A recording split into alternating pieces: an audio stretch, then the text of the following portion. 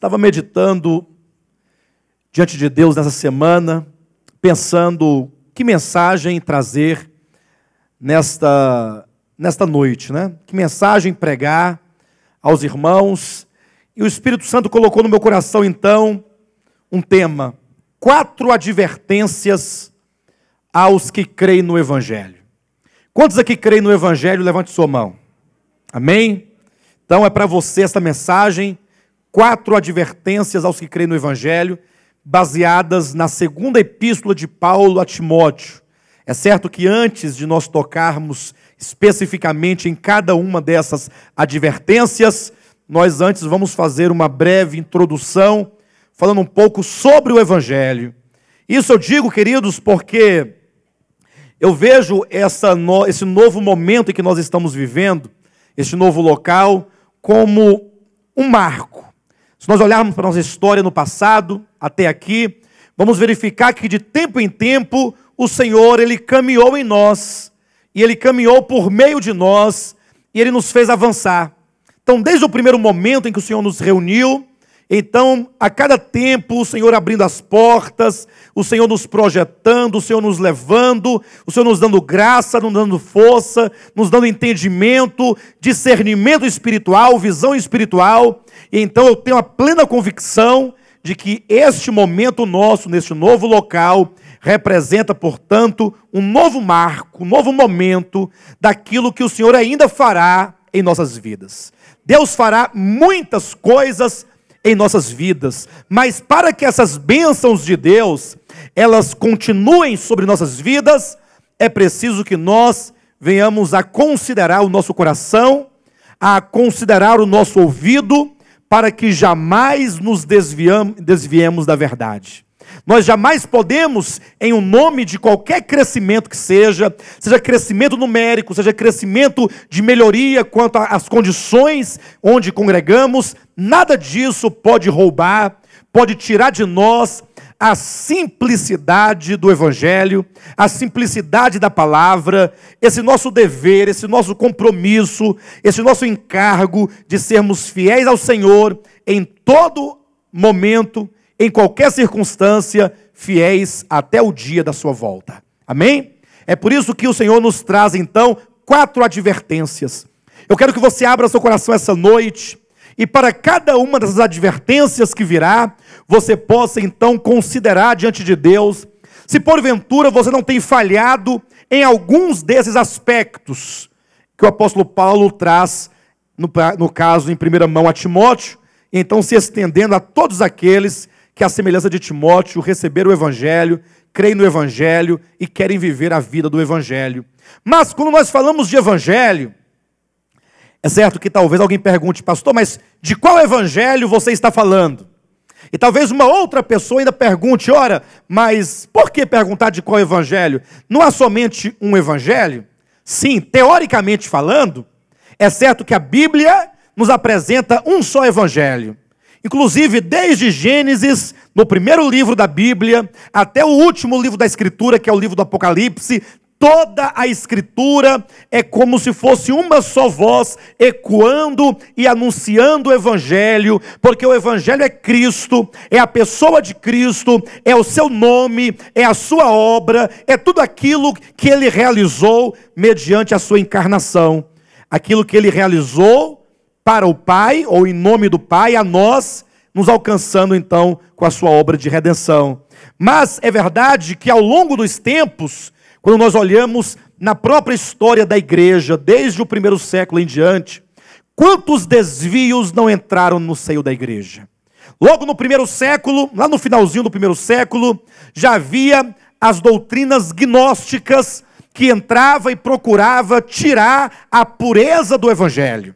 Aqueles que já olharam para a história da igreja com um certo cuidado, com uma certa atenção, podem verificar ou podem constatar que já no início da igreja muitos enganos, muitas heresias foram entrando, procurando corromper o Evangelho. E então, no terceiro século em diante, nós temos a igreja se unindo com Roma, e nessa união então, nesse casamento, um casamento certamente contrário à Escritura, porque a igreja é noiva de Cristo, Como noiva deveria permanecer fiel ao seu Senhor, aguardando pelo dia da sua volta, quando acontecerá o grande casamento, as bodas do Cordeiro com a sua esposa, mas não, historicamente e também profeticamente já anunciado, nós vemos como que a igreja se casou com Roma, se corrompeu, e tantos ensinos malignos entraram no seio da igreja, que a fez a chamada igreja medieval, da era das trevas, igreja romana, até que veio a grande explosão da reforma, ali um movimento de reforma procurando resgatar as verdades, mas logo também esse mesmo movimento, ele se fragmentou, e hoje nós temos um tanto de igrejas, hoje um sistema denominacional muito vasto, com muitas divisões, com visões diferenciadas, com práticas diferenciadas, de maneira que hoje, em pleno século XXI, já não se pode falar em um evangelho. Ora, se no tempo de Paulo já não se podia falar em um só evangelho, porque ele dizia aos Gálatas capítulo 1, no versículo 5 e 6, que ele estava admirado pelo fato de os irmãos já daquele tempo estarem passando para um outro evangelho, que dirá agora, pleno século XXI, com todo esse esoterismo cristão, evangélico, essas práticas pagãs no seio da igreja, misturada ao evangelho, misturada ao nome de Jesus Cristo, e portanto, quando nós falamos de evangelho, é preciso, e se caso você seja um cristão verdadeiramente cristão, você precisa considerar alguns aspectos essenciais do evangelho. E eu coloquei aqui apenas alguns versículos para que nós venhamos apenas tocar rapidamente, em caráter de introdução, alguns pilares fundamentais do evangelho. E você vai considerando então este evangelho de Jesus Cristo. Abra sua Bíblia em 1 Coríntios, no capítulo 15. Veja o que diz no versículo 3 e 4. Como o apóstolo Paulo coloca alguns aspectos fundamentais a respeito do evangelho. Ele diz: antes de tudo, vos entreguei o que também recebi. Veja o apóstolo Paulo colocando aqui, mostrando como que primeiramente ele recebe, e agora ele quer passar à igreja aquilo mesmo que ele recebeu. Antes de tudo, vos entreguei o que também recebi, que Cristo morreu pelos nossos pecados, segundo as Escrituras, e que foi sepultado e ressuscitou ao terceiro dia, segundo as Escrituras. Veja que o apóstolo Paulo vai trazendo aquilo que é de mais rudimentar acerca do evangelho. O evangelho, queridos, ele parte do princípio de que Jesus é Deus que se fez carne, é Deus encarnado e que veio para morrer pelos nossos pecados. Olhe para o irmão que está do seu lado e diga: Jesus morreu pelos seus pecados. Diga: Jesus pagou a sua dívida. Quando Cristo morreu, ele pagou toda a sua dívida. Irmãos, isso é fundamental no evangelho. Irmãos, me admira como que nos dias de hoje, mesmo depois de termos todo o cano sagrado do Novo Testamento já concluído, depois de 21 anos, ou 21 milênios, de história da igreja, ainda há centenas e milhares de pessoas que ainda confessam que a salvação seja proveniente de obras humanas. Irmãos, quando Jesus Cristo morreu na cruz, ali estava ele como o Cordeiro de Deus que tira o pecado do mundo. A única solução para o problema do pecado está na pessoa de Jesus Cristo. Nada mais pode resolver. Se boas obras resolvessem o problema do pecado, então Deus não teria enviado o seu Filho Jesus para morrer na cruz pelos nossos pecados. Antes, ele teria dito: vocês devem se esforçar por viverem corretamente e praticarem boas obras a fim de serem salvos. Mas vocês encontram em toda a Bíblia algum texto dessa maneira? Já sei, alguém poderia falar: pastor, eu me recordo de um texto do Antigo Testamento, quando Moisés, ou mesmo Josué posteriormente, disse ao povo: escolhei hoje a quem sirvais, se aos deuses de nossos pais da além do Jordão, ou ao Deus de Abraão, de Isaque e de Jacó: escolhei entre a vida e a morte, a bênção e a maldição, escolhei, pois, a vida para que vivas. Talvez alguém possa citar esse texto, ou tantos outros textos do Antigo Testamento, quando ali se faz referência à antiga aliança, quando Deus se propôs numa aliança com o povo de Israel, aliança essa baseada em obras. É verdade que a aliança do Sinai, a aliança de Deus com o povo de Israel, tinha as obras por condição. Mas devemos nos lembrar de duas coisas muito importantes. Primeiro, ainda que aquela aliança tivesse as obras como condição, todavia vocês nunca vão encontrar em toda a Bíblia que aquelas obras exigidas por Deus na antiga aliança eram obras que dariam a eles a vida eterna ou a morte eterna. Nunca.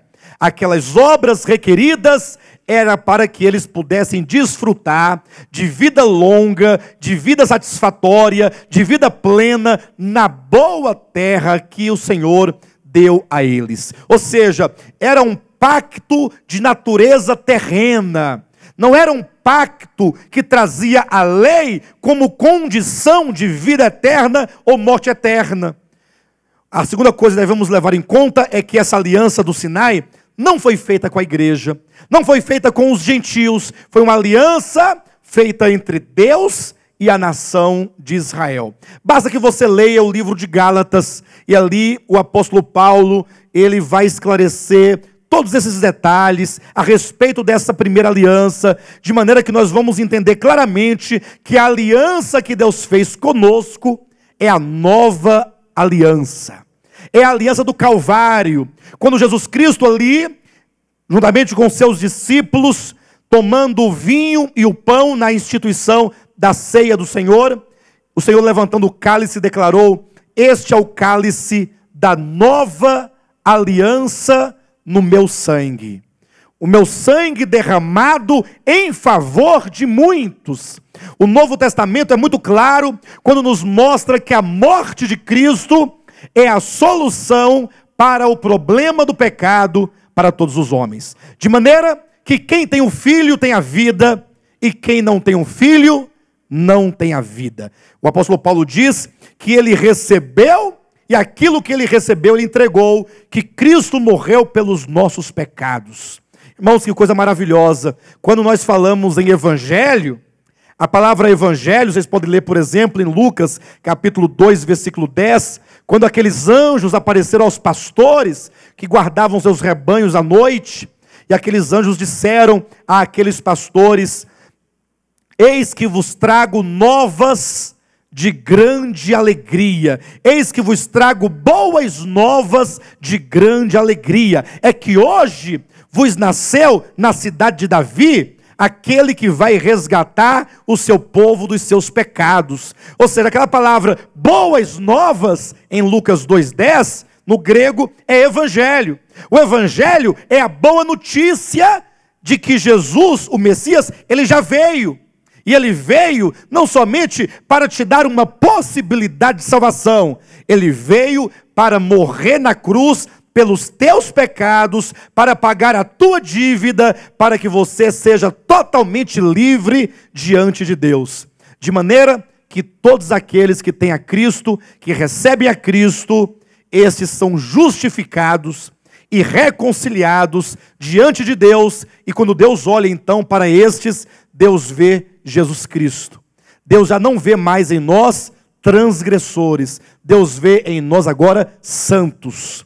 É por isso que ao lermos as epístolas, tanto do apóstolo Paulo, como de Pedro, como de João, nós vamos encontrar sempre uma referência à igreja, quando diz aos santos que estão em Corinto. Fala, aos santos. E eu pensava que santos era lá da igreja católica, que tinha os santos. Não, aquilo lá não são os santos. Aquilo lá são imagens de escultura. Ou em termos mais apropriados, aquilo são ídolos. Afinal, vocês sabem o que são ídolos? O que a palavra ídolo quer dizer? Hã? Coisa que para nada serve. É verdade. A palavra ídolo quer dizer literalmente coisa vã, coisa nula. Pastor, mas eu não estou entendendo ainda o que é uma coisa vã, uma coisa nula. Ora, basta ler o Salmo de número 115, quando o salmista, falando das imagens de escultura, diz: tem olhos, mas não veem. Tem boca, mas não. Tem pés, mas não. Tem mãos, mas não apalpam. Tem garganta, mas som nenhum lhe sai da garganta. E Isaías continua dizendo: até para a imagem sair de um lugar para outro, aquele que a fez tem que levá-la nas costas. Ora, para que você quer uma imagem dessa? Se até para tirar do lugar, ela depende que você a leve nas costas. Tem coisa mais vã do que isso? Tem coisa mais vã do que isso? Agora, quando a Bíblia usa o termo santos, é uma referência àqueles que foram santificados em Cristo Jesus. Se você creu no Evangelho, se você creu em Cristo, você acredita no seu coração, com a sua alma, confessa com seus lábios que Jesus morreu pelos seus pecados e pode declarar: Senhor, muito obrigado, porque um dia tu morreste pelos meus pecados. Então os seus pecados estão perdoados, você está justificado diante de Deus e, portanto, a vida eterna é uma garantia.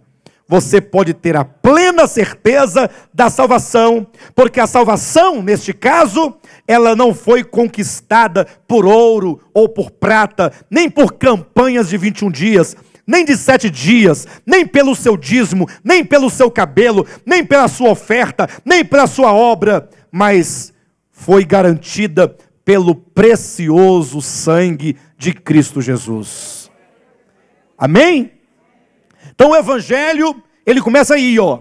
Cristo morreu pelos nossos pecados. Em 2 Coríntios capítulo 5, versículo 18, há algo de grande importância nesse sentido, daquilo que Cristo realizou por nós. Veja como o apóstolo Paulo coloca essa questão, dizendo: ora, tudo provém de Deus, que nos reconciliou consigo mesmo por meio de Cristo e nos deu o ministério da reconciliação.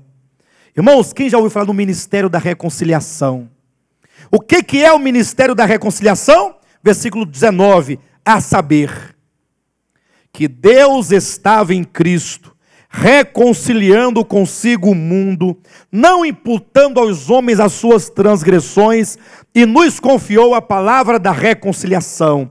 Repita comigo: Deus estava em Cristo, reconciliando consigo o mundo, não imputando aos homens as suas transgressões.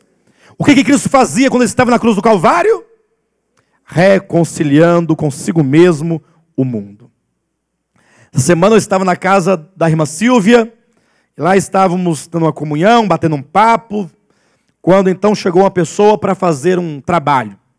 Essa pessoa então, conversando com o meu cunhado, o irmão Raimundo, logo entrou em assuntos da Bíblia, né? E lá da cozinha eu ouvi a conversa toda. Ah, de qual ministério você é? Ah, sou tal igreja e tal, e papo vai, papo vem. Chegou num certo momento da conversa que eu falei: não, eu tenho que entrar ali. Eu preciso entrar ali. E então, eu me deparei ali com uma pessoa que acredita que para que a pessoa seja salva, ela precisa de muitas obras. Mas aquela pessoa faz parte de um grupo que acredita que todas as demais igrejas são malignas, são do diabo, são Babilônia. Então ele pregava para mim com muita veemência. Ele pregava e ria, assim, como que estivesse nos surpreendendo com aquilo que falava. De sorte que eu falei assim: mas vocês não são de Babilônia, não? Vocês também não são filhas de Babilônia? Ele falou: não, nós não. Nós não temos nenhuma doutrina de Babilônia em nossa igreja. Eu falei: mas não? Você tem certeza? Ele falou assim: tenho. Eu falei: pois eu vou citar uma doutrina lá de Babilônia, que você prega, que você sustenta. Você quer ver? Ele falou assim: diga. Eu falei assim: me diga uma coisa. Se uma irmã lá da tua igreja, hoje, começar a usar brinco, batom e calça esporte, ela será salva?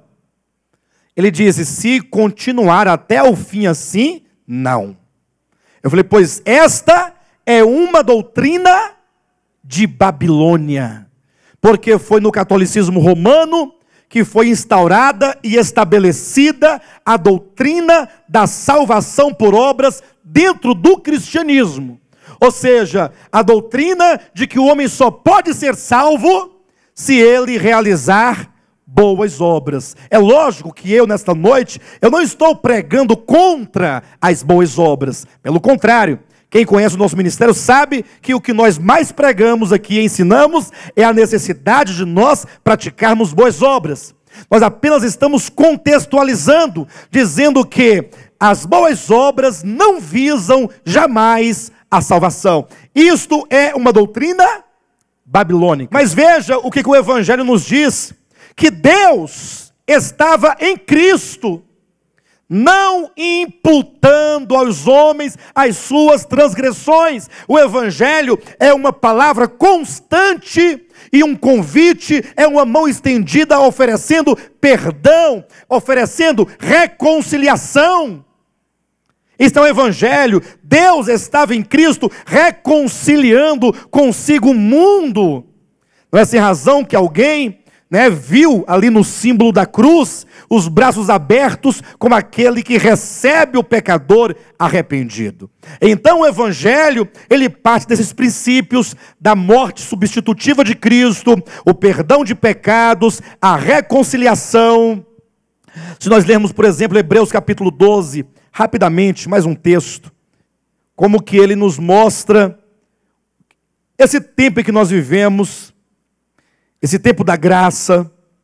Capítulo 12, versículo 18, ele nos diz: ora, não tendes chegado ao fogo palpável e à tempestade, e à escuridão e às trevas, e ao clangor da trombeta e ao som de palavras tais, que quantos ouviram suplicaram que não se lhes falasse mais, pois já não suportavam o que lhes era ordenado.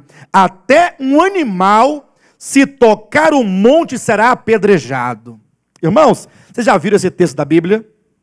Eu quero que você olhe para a sua Bíblia. Olhe bem. Olhe o apóstolo dizendo para cada um de nós: ora, não tendes chegado. Você não se achegou ao fogo palpável e ardente, e à escuridão, e às trevas, e à tempestade, e ao clangor da trombeta, e ao som de palavras tais, que quantos o ouviram suplicaram que não se lhes falasse mais, pois já não suportavam que lhes era ordenado. Até um animal, se tocasse o monte, seria? Que lugar é esse a que nós não nos achegamos? Que lugar é esse? Olha, amém? Que lugar é esse?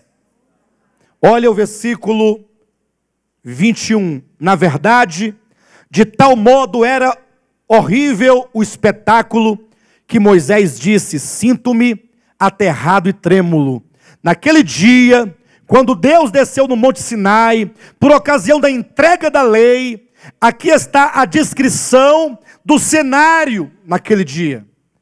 O céu se enegreceu, nuvens negras desceram sobre o Monte Sinai, e em meio a trevas, ao fogo palpável, e à escuridão, e ao clangor de trombetas, foi dito: até se um animalzinho, imagina um cordeirinho inocente, que não sabe de nada, viesse ali andando, um bichinho, e tocasse a patinha no Monte Sinai, o que aconteceria?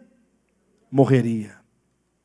Tão horrível foi o espetáculo da primeira aliança, tão horrível foi o momento da entrega da lei, que o próprio Moisés disse: sinto-me aterrado e trêmulo. Então, a Bíblia diz: você, meu irmão e minha irmã, vocês não se achegaram a este monte.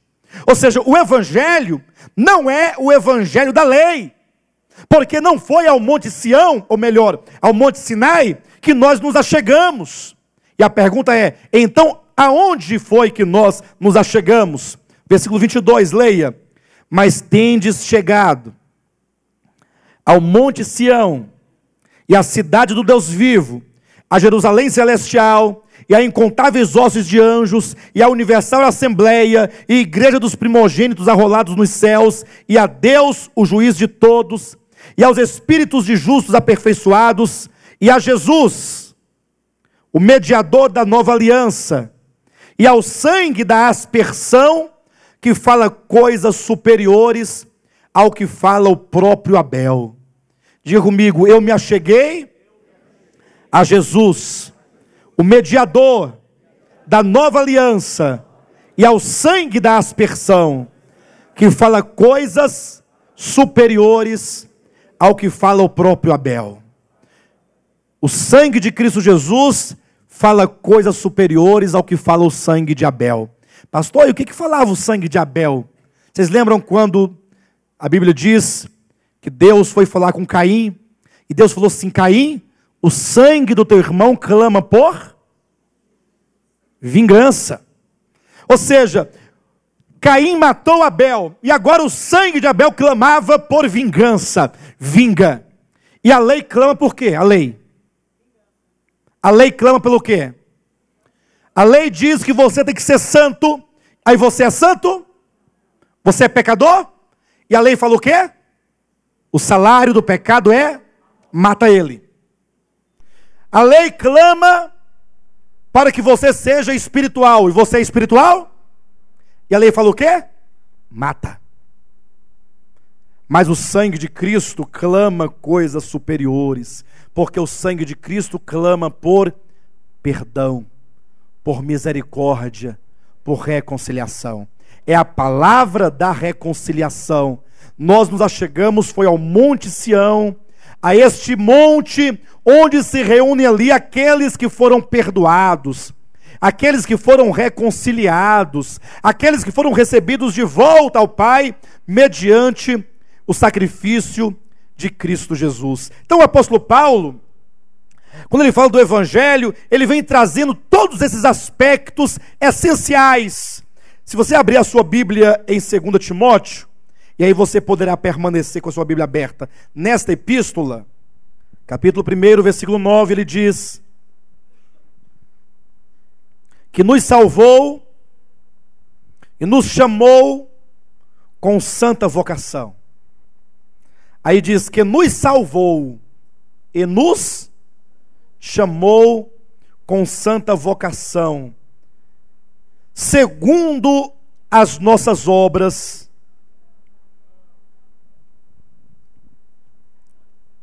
Ele nos chamou segundo as nossas obras.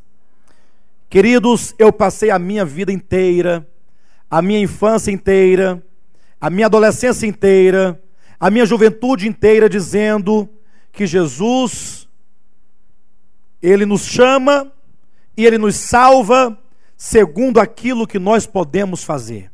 Pastor, eu nunca ouvi isso, só me desculpa, mas eu sempre ouvi que Jesus morreu pelos nossos pecados.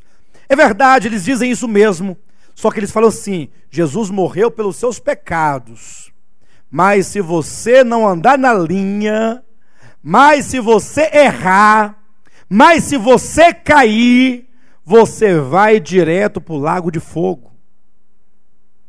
Ou não é assim? Vai para o inferno. Não é assim? Enterro triste é sepultamento de crente desviado, porque fica todo mundo com aquele ar de condenação, e ninguém tem coragem de falar nada. Todo mundo, ele só fica ouvindo os cochichos nos cantos, né? Será que ele voltou para Jesus? Será que... Ou seja, é um ar de acusação. Ora, este não é o Evangelho. Pastor, mas está dizendo então que as pessoas podem viver como elas quiserem? Não, eu estou dizendo que Jesus nunca propôs às pessoas que elas procedessem de uma maneira boa para ganhar o céu.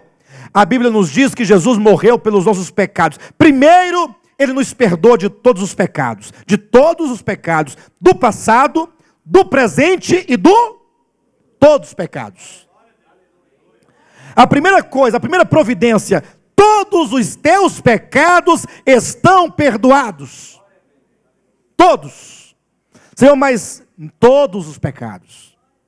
E tem mais, o Evangelho é tão poderoso que Deus diz: e deles eu já não me lembro. Primeira coisa.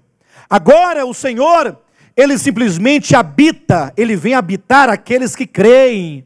Deus entra para dentro de nós para fazer a obra que a lei não conseguiu fazer, que o homem não é capaz de fazer. Como a própria Escritura nos diz, quando o apóstolo Paulo, falando da sua própria experiência, declara: logo, já não sou eu quem vive, mas Cristo vive em mim.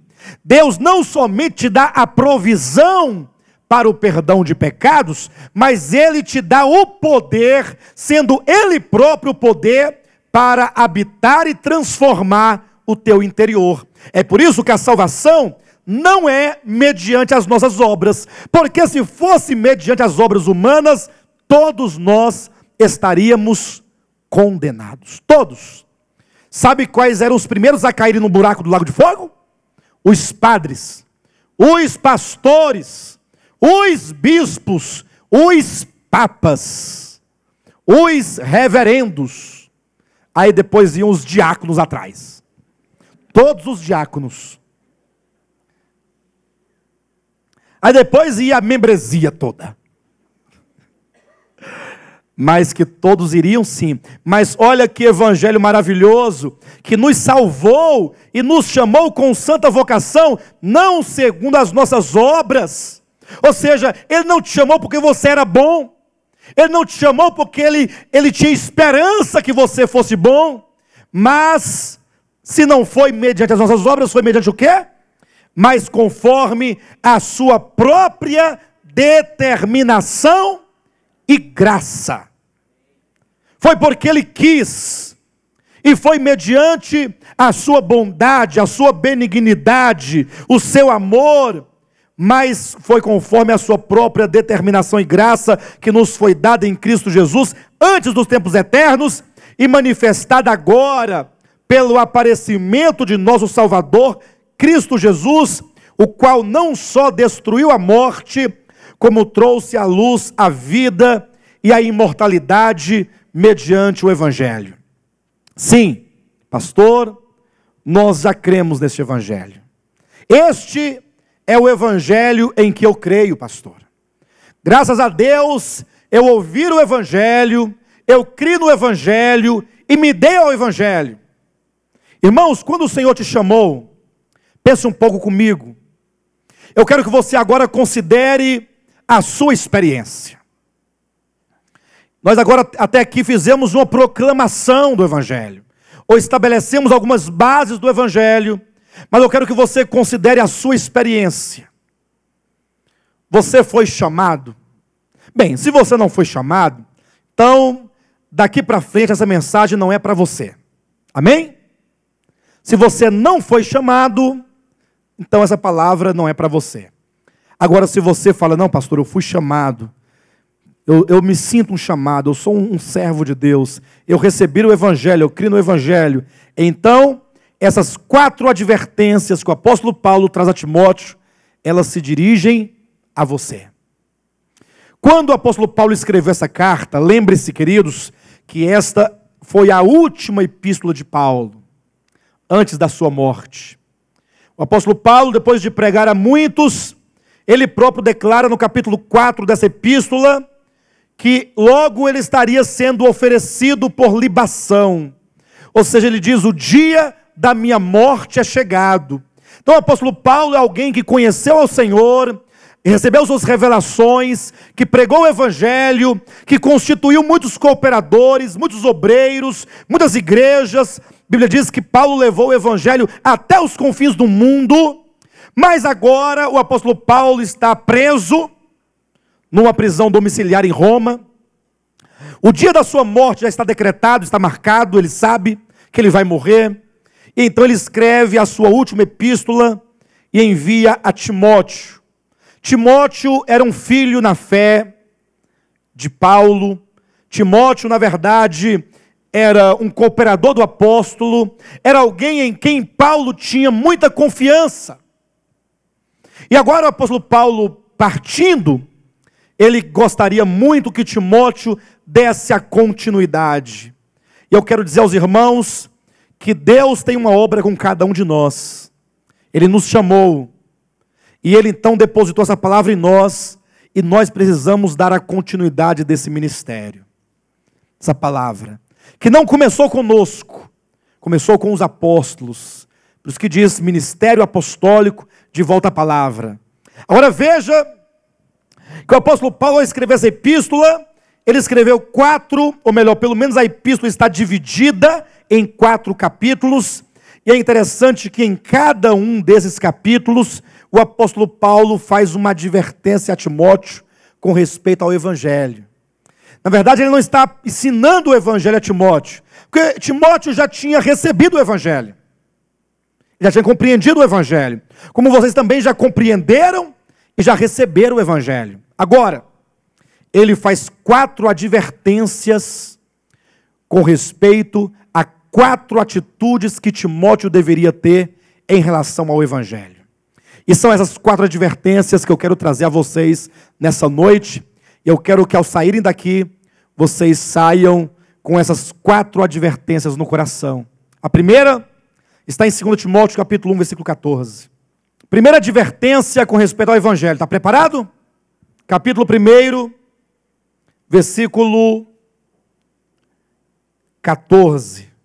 Guarda o bom depósito mediante o Espírito Santo que habita em nós. Esse bom depósito a que ele se refere é o evangelho. Ou seja, o Senhor, ele depositou no coração do apóstolo Paulo, de todos os demais apóstolos, a verdade divina. Ali foi depositado, porque a Bíblia diz que os apóstolos são dispenseiros da graça divina, eles são dispenseiros da verdade divina, eles são guardiães da verdade, e portanto agora Paulo diz: Timóteo, você um dia recebeu o evangelho, você um dia creu no evangelho, você entendeu o evangelho, então guarda o evangelho no coração, para que ele não se perca. E qual a razão? Veja, capítulo 3, versículo 1 em diante. Sabe, porém, isto: nos últimos dias sobrevirão dias difíceis. Diga para o irmão que está do seu lado: guarda o evangelho, porque os últimos dias serão dias difíceis.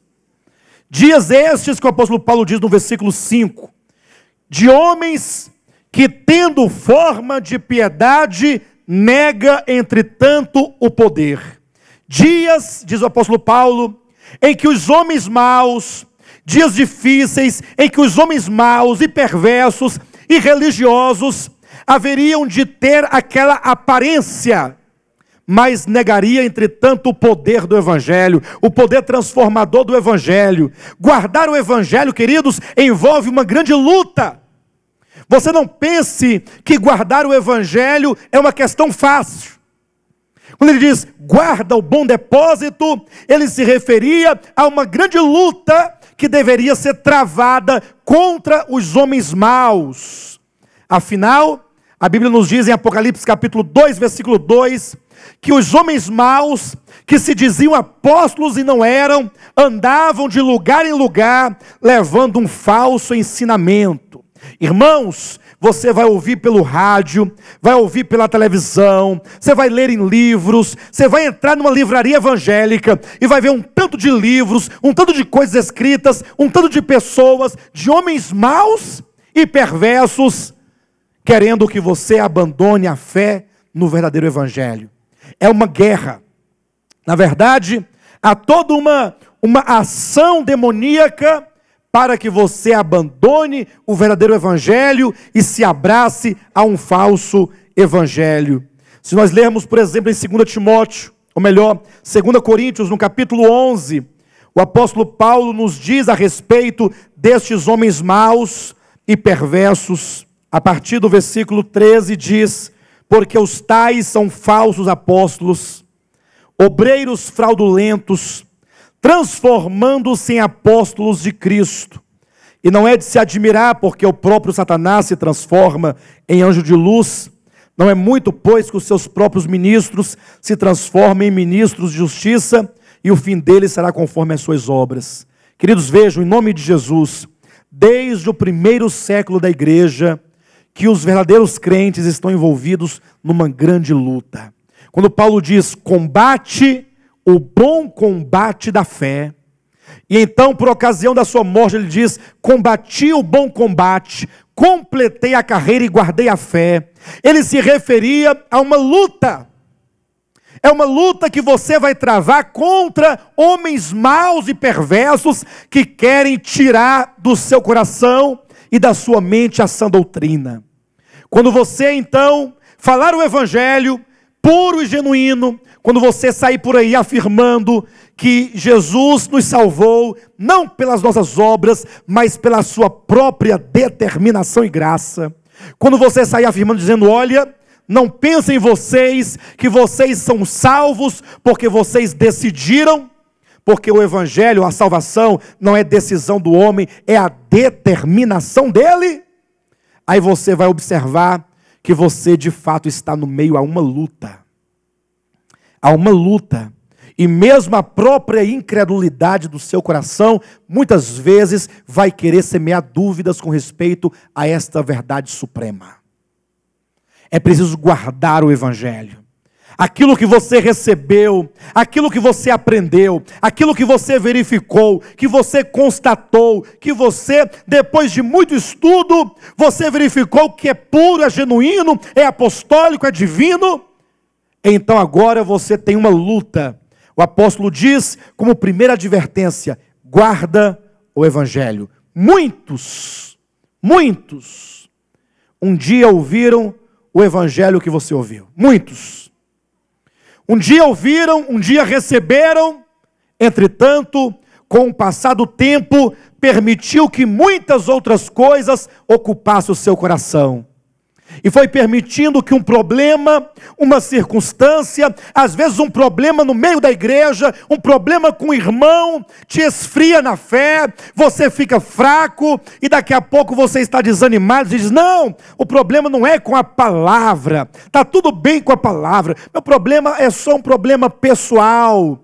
E você permite então que essas coisas te envolvam, que essas coisas te afaste, de maneira que pouco a pouco, aquela fé firme, aquela convicção, aquela força, aquele vigor que outrora te impulsionava, agora começa a ficar fraco.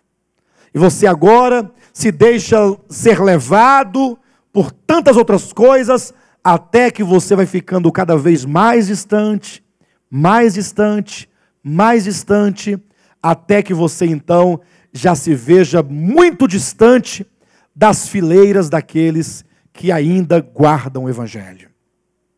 O apóstolo Paulo mesmo falando de um de seus cooperadores, chamado Demas, ele diz, Demas, meu cooperador, me abandonou porque amou o presente século. Então muitos vão abandonando, muitos vão deixando, alguns talvez movidos aí por uma circunstância familiar, um problema financeiro, ou seja, não faltam motivos. E o apóstolo então nos adverte dizendo, guarda o bom depósito. Você precisa guardar como um grande tesouro dentro de você. Não abra mão jamais. Não permita que nenhuma circunstância e que nenhum problema possa te roubar o vigor do evangelho. Nada. A primeira advertência é esta: guarda o evangelho. Isso envolve uma grande luta. A segunda advertência, no capítulo 2 de 2 Timóteo, no versículo 3, ele diz: participa dos meus sofrimentos como bom soldado de Cristo. Versículos 8 e 9, ele diz: lembra-te de Jesus Cristo ressuscitado dentre os mortos, descendente de Davi, segundo o meu evangelho, pelo qual estou sofrendo até algemas como malfeitor. Contudo, a palavra de Deus não está algemada. A segunda advertência, ele diz: sofre pelo evangelho. Qual é a primeira? Guarda. Diz para o seu irmão, guarda o evangelho. E a segunda, o que diz? Diz assim: sofre pelo Evangelho. Diz para o seu irmão, você precisa sofrer pelo Evangelho. Mas vejam, queridos, alguém poderia perguntar, pastor, mas por que sofrer pelo Evangelho? Há duas grandes razões que lhe causarão sofrimentos por causa do Evangelho. A primeira razão é você mesmo.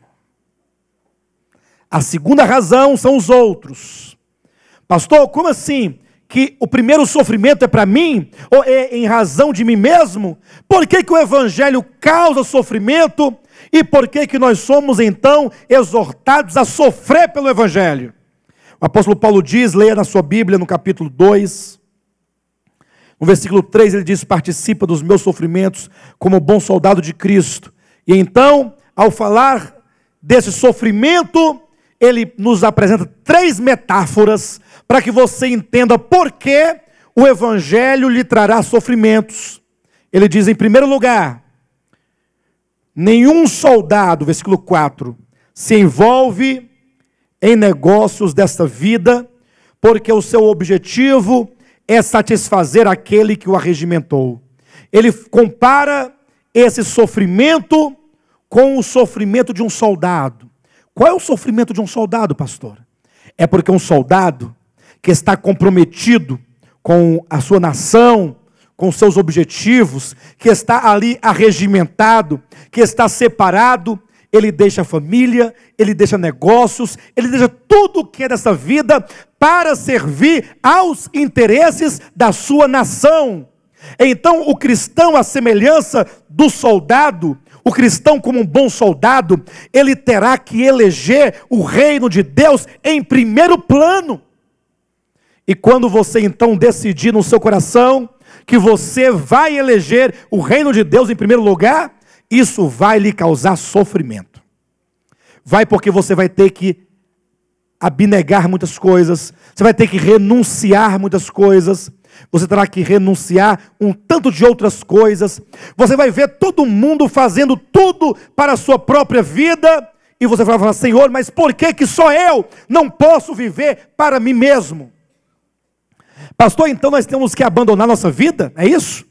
E viver só para Deus? Não, você tem que canalizar toda a sua vida, toda a sua experiência, tudo o que você tem, a sua família, a sua casa, o seu dinheiro, os seus filhos, o seu trabalho, a sua inteligência, a sua capacidade, a sua força, tudo o que você possui, que Deus te deu, você vai usar como uma base para servir ao Senhor.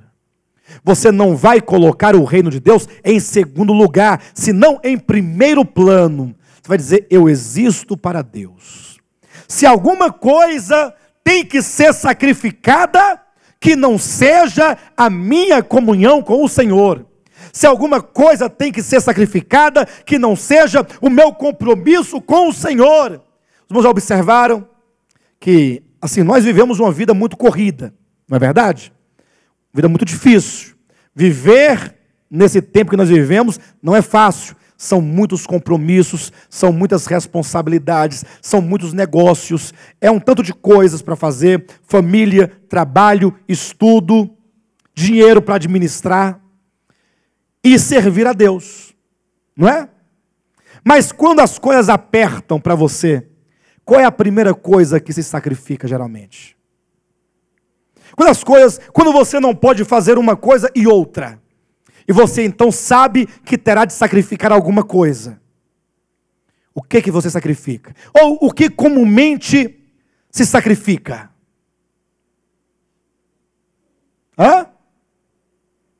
As coisas referentes a Deus. Quando Paulo diz, participa comigo dos meus sofrimentos, e ele diz então que você possa fazê-lo como um bom soldado, como um soldado que está arregimentado a serviço do seu Senhor, a serviço do seu superior. Ele diz que nenhum soldado em serviço se envolve em negócio dessa vida. Eu fico imaginando, ultimamente teve algumas guerras aí, nós pudemos ver pelos noticiários e tudo, quantos soldados não foram enviados para o Iraque, quantos soldados não foram enviados para o Afeganistão. Você já imaginou sobre aquele soldado que foi enviado? Você gostaria de amanhã, você ser chamado pelo exército, receber um telefonema do Vladimir ligar para você e falar assim, olha, você compareça aqui, que é o Coronel Vladimir, e você comparecer, assim, olha, nós estamos enviando você para a guerra de... Que guerra que tem hoje? Nós vamos mandar umas tropas para ficar lá na fronteira com o Irã. E você está sendo enviado. Os irmãos já pensaram nisso? O que vai requerer desse soldado? Hã? Não entendi? Renúncia. Ele vai sofrer?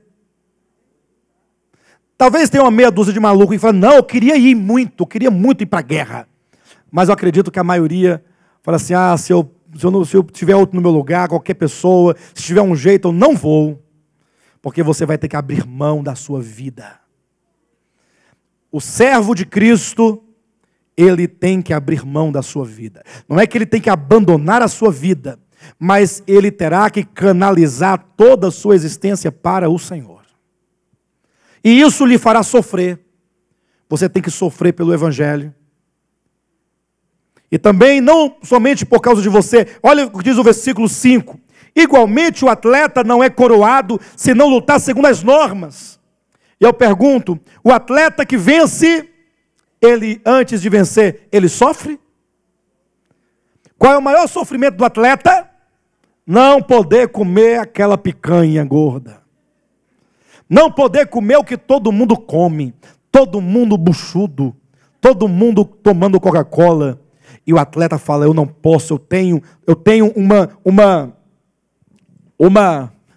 uma dieta. E eu tenho que cumprir com essa... Irmãos, é muito sofrimento. Quando você pode ganhar muito dinheiro, mas você tem compromisso com a verdade. Pastor, você fica com essa sua dificuldade em pagar o seu aluguel, pagar o programa de televisão da igreja. Por que você não muda um pouquinho a doutrina da igreja e dá tudo certo? Como tem um pastor em Goiânia, que ele lá tem um grande império lá evangélico. E aí, um conhecido dele, sabendo que ele entende claramente a doutrina sobre dízimos e ofertas, falou para ele assim, pastor, por que você, sabendo que o dízimo é da antiga aliança, você prega? Ele falou assim, eu vou te responder mostrando. Aí abraçou o irmão e saiu mostrando as grandezas das construções, das salas, né, dos prédios. Depois de mostrar, tu falou assim, por isso aqui, ó, porque se eu parar de pregar, eu não teria isso aqui. Já imaginaram isso? Então, quando você tem compromisso com a verdade, você sofre. O sofrimento é quando você começa a abrir mão de você mesmo. É como diz aquele anjo para João, lá em Apocalipse, no capítulo 10. João, pega esse livrinho e come. Na tua boca ele será doce como mel, mas no teu estômago ele será amargo como fel. Ou seja, quando você ouve a palavra, é uma maravilha, glória a Deus, que bênção, soberania divina, salvação, reino, tudo maravilha. Mas quando isso se processa e você então passa a experimentar isso na sua própria existência, aí você sabe que a prática do Evangelho causa sofrimentos. E portanto, guarde o Evangelho. Sofra pelo Evangelho. Também por causa dos outros. No capítulo 3, versículo 12, 2 Timóteo diz que todos aqueles que quiserem servir a Deus piedosamente, padecerão o quê? Perseguições. Você vai sofrer quando você chegar na sua casa, na sua família, e você então falar o que você decidiu, talvez a sua própria casa, a sua própria família vá contra você. E agora? Aí você sofre. Seus familiares, seus amigos. Então, o apóstolo Paulo diz dos sofrimentos. Ele diz ainda no capítulo 2, versículo 6, o lavrador que trabalha deve ser o primeiro a participar dos frutos. O lavrador sofre? Sofre ou não sofre? O lavrador levanta que horas da manhã? 5 horas da manhã está de pé. aí toma um café preto ali, come um cuscuz e vai para a roça. Ah, isso é muito sofrimento. Já pensou nisso? É porque nós somos aqui todos da cidade, mas os irmãos que já foram da roça, que nasceram no interior, sabem. Quem nasceu em Brasília, nasceu tomando iogurte, não é? É vida muito fácil. Mas o lavrador que vai ali, tem que arar a terra, e tem que plantar, tem que cultivar, e tem que colher, há todo um sofrimento que envolve o Evangelho. De maneira que nós somos então advertidos a sofrer pelo Evangelho. Terceiro, capítulo 3, versículo 13 e 14. Primeira advertência, guarda o Evangelho. Segunda, sofre pelo Evangelho. Terceira, mas os homens perversos e impostores irão de mal a pior, enganando e sendo enganados. Tu, porém, permanece naquilo que aprendeste e de que foste inteirado, sabendo de quem o aprendeste. Ou seja, você tem que perseverar no Evangelho. Diga para o seu irmão, persevera no Evangelho. Continue no Evangelho. Isso por quê? Porque o Evangelho, na verdade, é uma marca dos salvos. O Evangelho e a perseverança nesse Evangelho é uma marca dos salvos. Escute isso, hein? A perseverança é a prova. Há duas provas a respeito da salvação de alguém.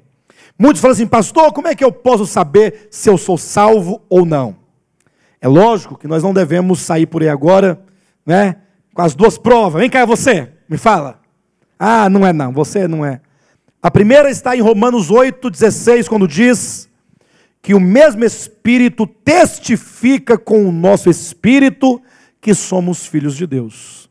Eu tenho esse testemunho dentro de mim. O Espírito Santo já testificou dentro do seu espírito que você é filho de Deus. Agora veja, a segunda prova é a perseverança. Abra sua Bíblia em João Evangelho, capítulo 8, e veja o que está escrito. Capítulo 8 de João, versículo 31, diz assim: disse, pois, Jesus aos judeus que haviam crido nele, se vós permanecerdes na minha palavra, sois verdadeiramente meus? Irmãos, percebem o que está escrito? Veja, se vós permanecerdes, sois. Ou seja, o que você é agora, só será revelado se permanecerdes na sua trajetória. Então, esta é uma prova muito objetiva. A Bíblia afirma que aqueles que são discípulos de Cristo hão de perseverar. Então, você precisa cultivar isso no seu coração, orar diante de Deus, Senhor, eu sou um salvo. Se você tem essa certeza da salvação, então você precisa cultivar isso continuamente no seu coração. Afinal, a Bíblia nos diz que aqueles que, tendo recebido a palavra, muitos recebem a palavra com empolgação. Está na parábola lá a parábola da semente, na parábola do semeador, que muitos recebem a palavra e logo recebe com alegria, fica entusiasmado, fica feliz, se envolve com a igreja, mas quando vem as tribulações, quando vem o sol, diz que aquela plantinha se queima porque não tem raiz, porque aquela plantinha, aquela semente, não lançou raízes no espírito humano.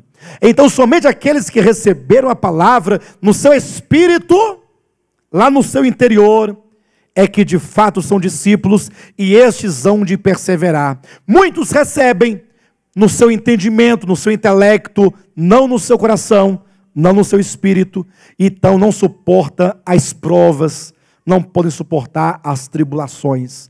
Por isso Paulo diz, persevera no Evangelho, e também em Hebreus capítulo 10, versículo 32 nos diz que a perseverança, ela nos traz um grande galardão.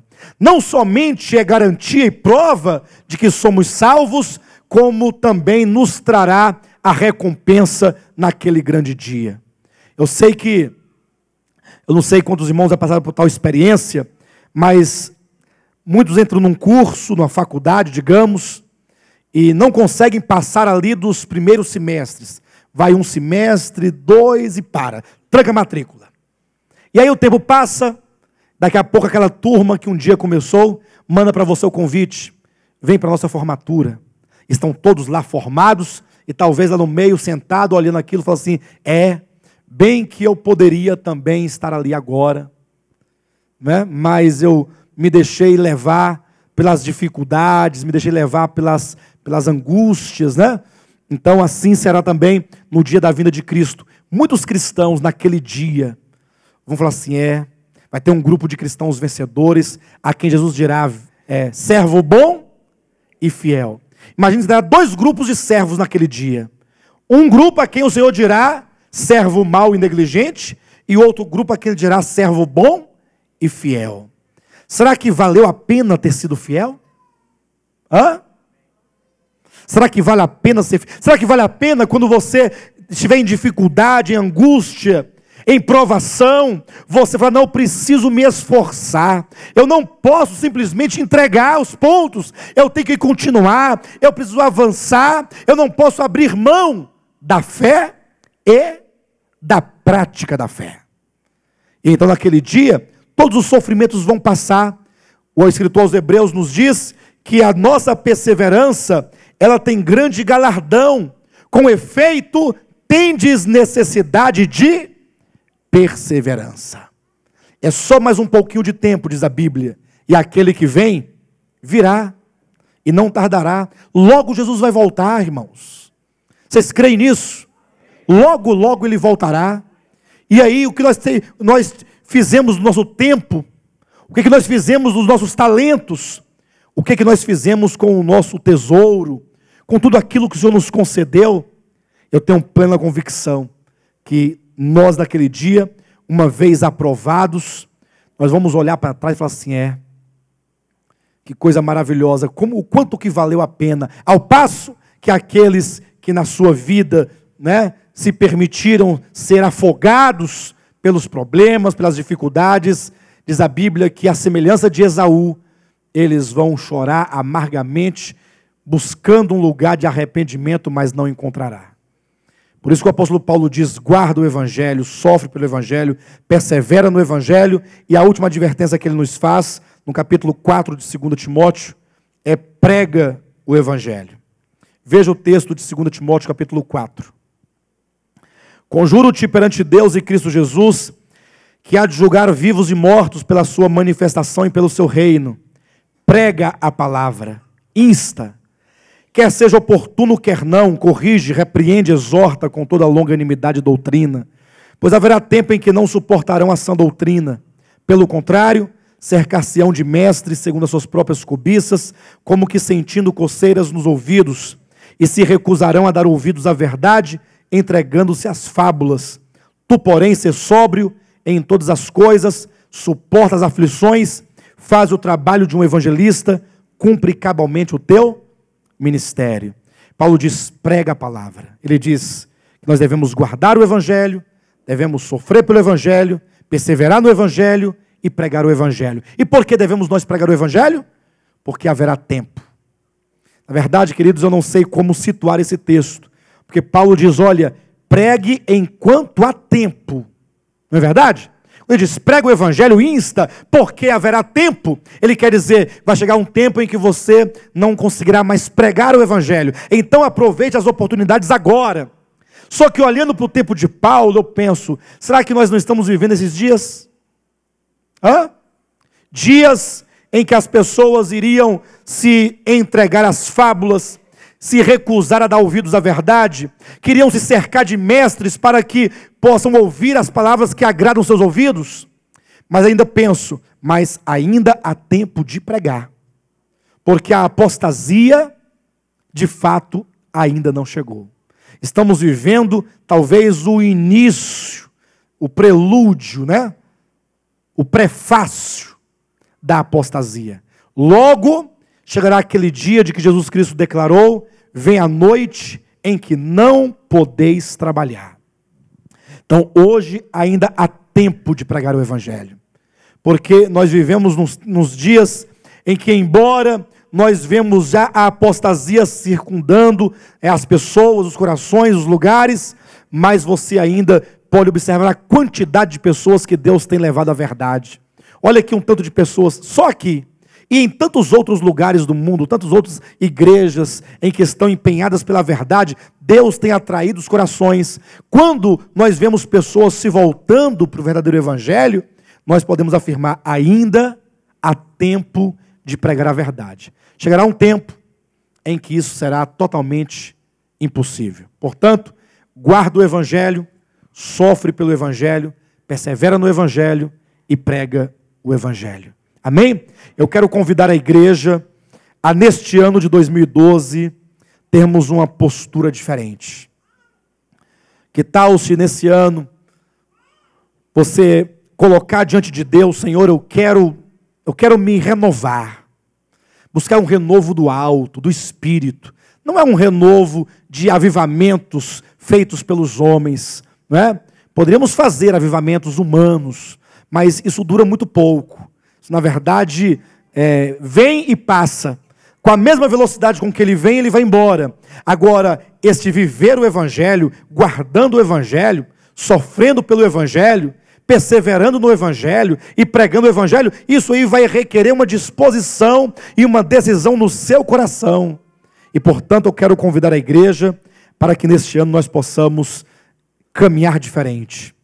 Vamos aproveitar, nós estamos no novo começo, tudo é muito novo, o local é novo, o ano é novo, experiência nova, vida nova. Para que você possa falar ano novo, você tem que ter vida nova e experiência nova, senão vai ser a repetição do velho. Amém? E nós não queremos essa repetição do velho. E para tanto, temos que nos unir, dar as mãos, orarmos, congregarmos e juntos recebermos de Deus da sua vida, da sua unção, da sua direção, em nome de Jesus.